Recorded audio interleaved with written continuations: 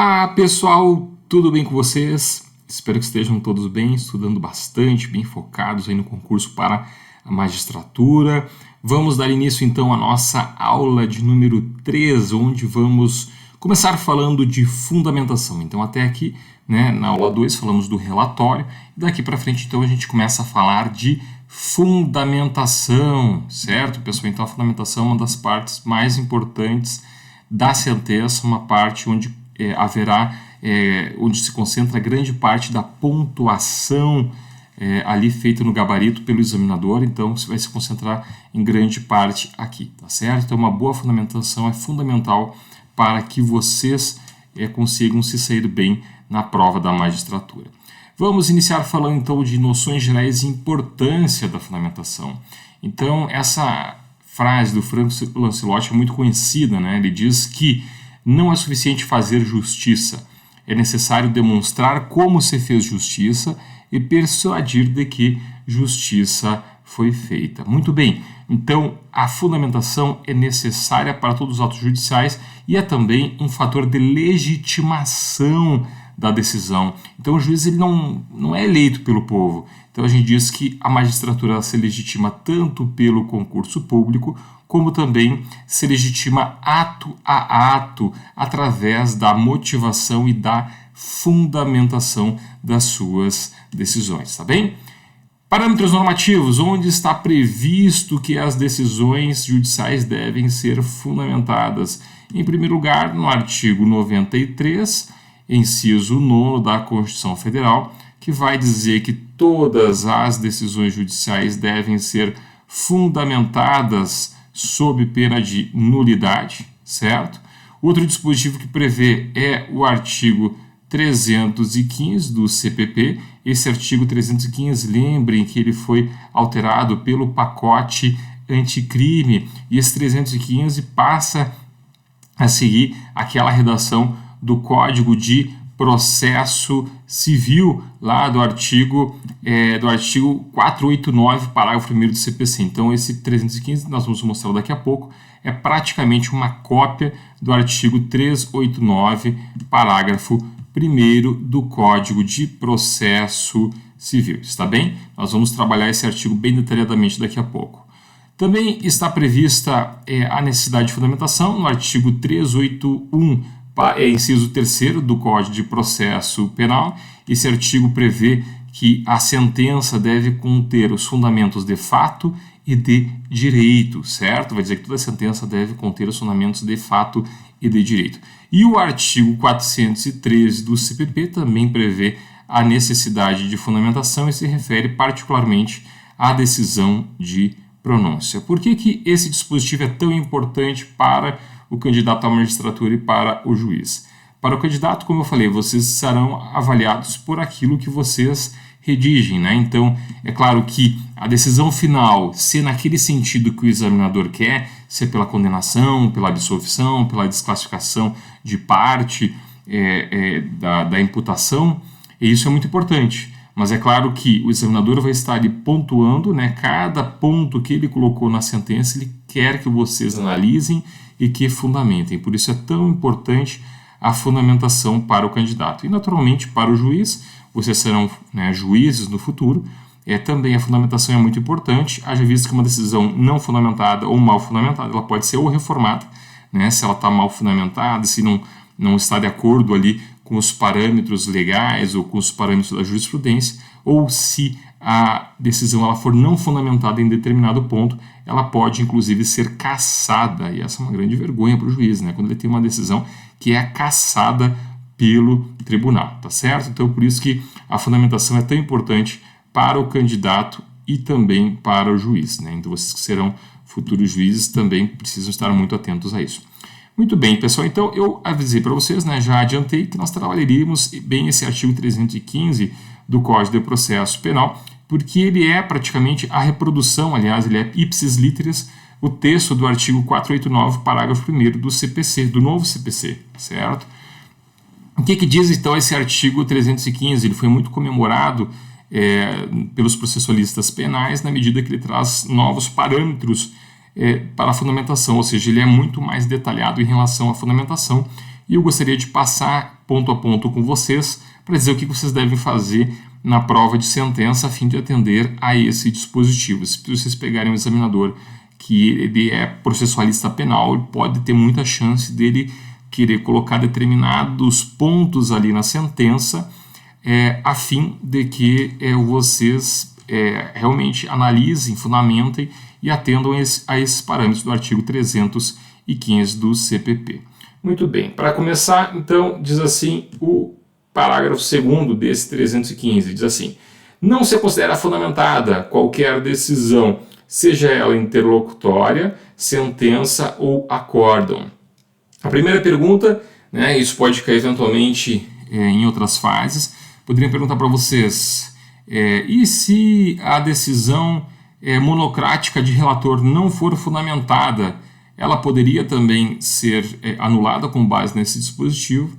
E o entendimento que se tem é que sim, certo? Então toda decisão, ou seja, todo ato que contém conteúdo decisório deve ser fundamentado, ok? Despachos não seriam decisão, seriam atos de mero impulsionamento. Então esse ato que não tem conteúdo decisório, esse ato de mero impulsionamento não precisaria ser fundamentado. Agora, todas as decisões interlocutórias e sentença, então, que tem um conteúdo decisório, precisariam ter fundamentação nos termos desse dispositivo, sob pena de nulidade, certo? Então vamos lá. Não se considera fundamentada qualquer decisão judicial, seja ela interlocutória, sentença ou acórdão, que, número 1, limitar-se à indicação, à reprodução ou à paráfrase de ato normativo sem explicar sua relação com a causa ou a questão decidida. Nesse primeiro ponto, é muito interessante o seguinte, pessoal, vocês não podem colocar simplesmente assim: indefiro o pedido tendo em vista o disposto no artigo tal, 2 pontos, e coloca o texto. Não dá, certo? Em primeiro lugar, a gente sempre diz o seguinte: olha, vocês não devem ficar reproduzindo o texto legal na sentença de vocês, certo?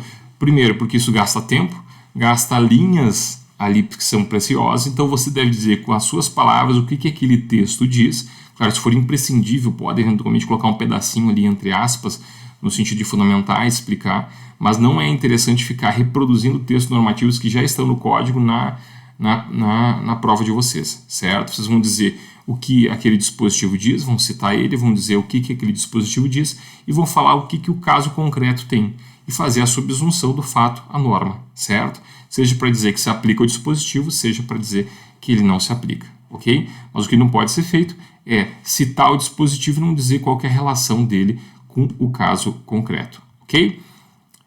Inciso 2º, vamos lá?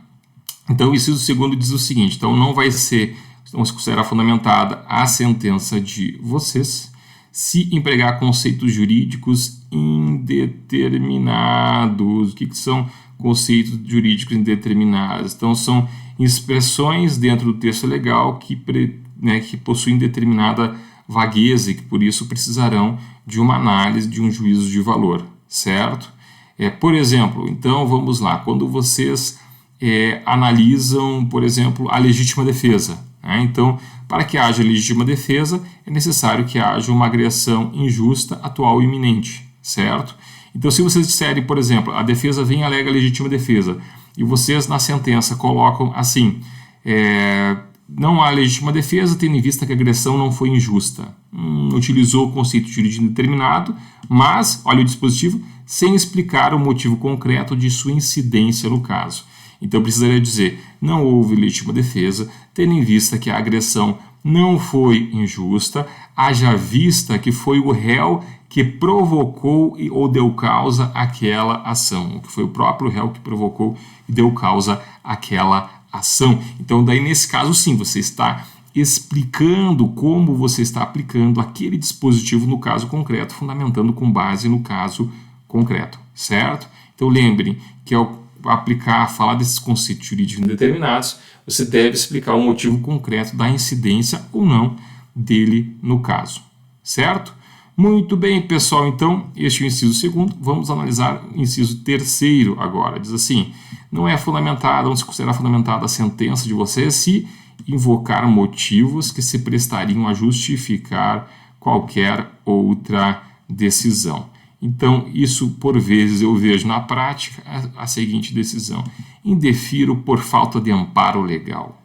Nossa, pessoal, isso é muito comum, certo? Mas isso você presta a justificar qualquer coisa. A pessoa não precisa nem analisar um processo e coloca uma decisão dessa para indeferir. Não pode, certo? Então, não pode ter essas expressões que se aplicariam a qualquer tipo de processo, certo? É preciso justificar sempre com base no caso concreto, ok? Muito bem. Vamos então para agora analisar o próximo inciso, o inciso 4. Diz assim, que não se considera fundamentada a sentença que não enfrentar todos os argumentos deduzidos no processo, capazes de, em tese, infirmar a conclusão adotada pelo julgador, certo? Esse dispositivo ele adota aquilo que a gente chama de princípio da fundamentação suficiente e não o princípio da fundamentação integral.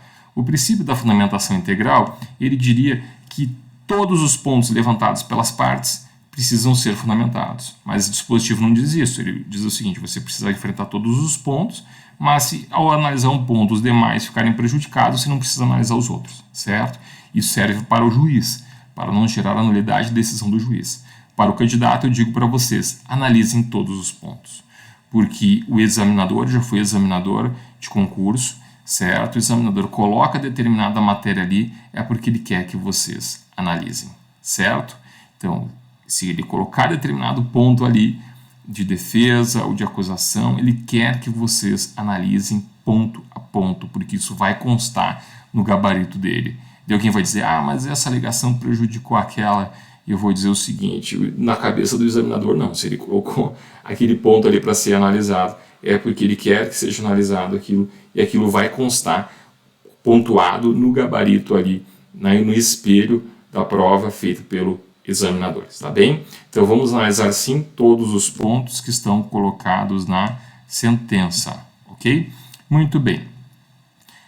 Esse inciso 5º e também depois o inciso 6º, eles vêm e foram inseridos inicialmente no Código do Processo Civil, depois essa redação do Código do Processo Civil do novo CPC foi colocada aqui no Código do Processo Penal. Eles se referem ao distinguishing, né, e ao overruling e overriding, ou seja, as técnicas de confrontação analítica e de superação dos precedentes, ok? Então, o inciso 5º ele vai dizer o seguinte, que é nula a decisão, a sentença judicial que limitar-se a invocar precedente ou enunciado de súmula sem identificar os seus fundamentos determinantes, nem demonstrar que o caso sob julgamento se ajusta àqueles fundamentos. Então, se, por exemplo, vocês invocam o seguinte, diz o seguinte, olha, nos termos da jurisprudência do STF tal coisa, mas vocês não falaram como aquilo se ajusta ao caso concreto. Então, sempre vamos dizer o seguinte, olha, a jurisprudência do STF diz tal coisa, o presente caso aconteceu isso, e vai dizer se aplica ou não esse precedente ao caso concreto, tá certo? Então, é isso que vocês devem fazer, sempre falar do precedente, da jurisprudência, da súmula e depois dizer em que medida isso se aplica ao caso concreto, ok?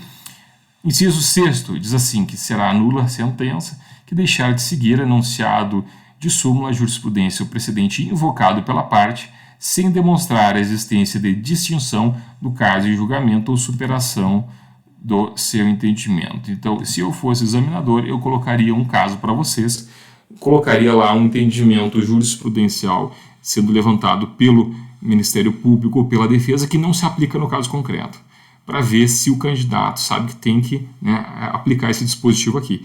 Mesmo que seja absurdo que aquele entendimento seja a respeito de um entendimento que não existe mais, porque a lei foi modificada.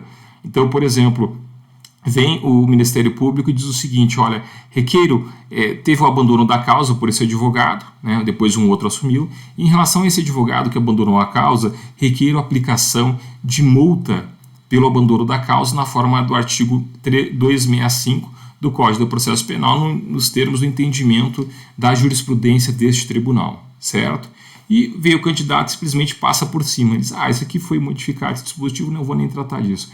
precisa mencionar, ou seja, vai dizer, olha, esse entendimento jurisprudencial, ele dizia respeito à antiga redação do artigo 265 do Código de Processo Penal. No entanto, em 2023, essa redação do artigo 265 do Código de Processo Penal foi alterada, de modo que hoje, com a nova redação, não é mais possível aplicação à multa ao advogado pelo abandono da causa. É caso, sim, de informar isso à OAB, a fim de que a OAB tome as providências que entender cabíveis, certo? Então, precisa dizer que aquele precedente não se aplica mais, né? Então, se a parte de invocar um precedente que não se aplica mais, você precisa analisar isso, certo? Ou um precedente que se aplica sobre outra questão da mesma forma, precisa dizer isso. Aquele precedente se aplica a outra questão, mas não ao caso sob julgamento. E é isso que diz esse inciso 6º do Código de Processo Penal, tá certo? Então, é muito importante vocês trabalharem esses dispositivos na sentença de vocês, porque se for um professor, um examinador que tenha conhecimento mais aprofundado em processo penal, pode cobrar isso de vocês e, aliás, deve cobrar isso de vocês para saber se vocês estão fundamentando direitinho. Pessoal, aqui eu trago alguns modelinhos para vocês, eu vou passar mais rápido essa parte, porque é apenas para que vocês tenham isso em mente, né, e pensem mais ou menos um modelinho que vocês possam aplicar nos casos concretos. A nossa ideia é sempre facilitar para vocês. Então, o modelo 1 que eu coloco aqui é uma técnica, um modelo sobre a técnica de confrontação analítica, né? Então, distinguishing não como resultado, distinção, mas sim como técnica de confrontação analítica. Então, por exemplo, eu coloco assim: a esse respeito, existe precedente do tribunal em tal sentido, observe-se que em tal precedente foi julgado o caso que envolvia tal questão de fato, e essa questão é idêntica ao objeto do presente processo. O referido acordo utilizou-se como fundamento principal tal coisa, aplicando a lei tal, bem como tal coisa. Portanto, a mesma orientação deve nortear o presente caso, certo? Então, esse é um caso aqui de confrontação analítica, em que foi aplicado para aplicar determinado precedente, ok? Então, esse aqui é um caso de confrontação analítica. No segundo modelo, observem que é um caso de distinguishing restritivo, ou seja, é invocado um precedente. No entanto, esse precedente que foi invocado ele não se aplica ao caso concreto. Observe então a redação. A parte autora invoca a aplicação da súmula tal do STF, contudo, o referido precedente não se aplica ao caso concreto, haja vista que, embora possa parecer semelhante em primeira análise, nele foi julgada a questão diversa da presente, considerando que, e aí vai fundamentar o caso concreto. Assim, diante dessas variáveis, chega-se à conclusão diferente, razão pela qual inaplicável o precedente. Então, aqui é o distinguishing restritivo, que você analisa e depois, ao final, não aplica. Modelo 3, distinguishing ampliativo. Então, tem uma questão ali que foi decidida pela jurisprudência, não é o mesmo caso, mas a mesma lógica de entendimento deve ser aplicada ao caso concreto. Observe o modelo. No presente caso, deve-se aplicar o precedente do STF com caráter vinculante, firmado como tese de repercussão geral no recurso extraordinário. A ratio decidendi do referido precedente está fulcrada nas seguintes premissas, e vai colocar ali as premissas. Portanto, por ser a questão fática semelhante, é caso de incidência do ampliative distinguishing, devendo-se aplicar a mesma conclusão, certo? Então, o caso ele é diferente, mas se entende que no caso concreto deve-se aplicar a mesma conclusão, ok? Então, muito interessante isso aqui também. Muito bem. Depois, técnica de overruling ou overriding, ou seja, em que você vai dizer que aquele precedente está superado. Então, técnica de overruling ou overriding, né? Então, overruling é a superação total, overriding é a superação parcial do precedente. Vamos lá, então? Então, acerca do tema, existe precedente do STJ no sentido de que, né, fala qual que é o sentido. Entretanto, após a publicação do referido julgado, houve modificação do paradigma normativo, porquanto foi editada a lei tal, disciplinando de modo diverso a questão. Portanto, é caso de superação total ou parcial do precedente, pois, alterando-se uma das premissas, o paradigma normativo, diversa deve ser a conclusão, certo? Então, um exemplo, aquele artigo 265 do Código de Processo Penal que eu falei para vocês.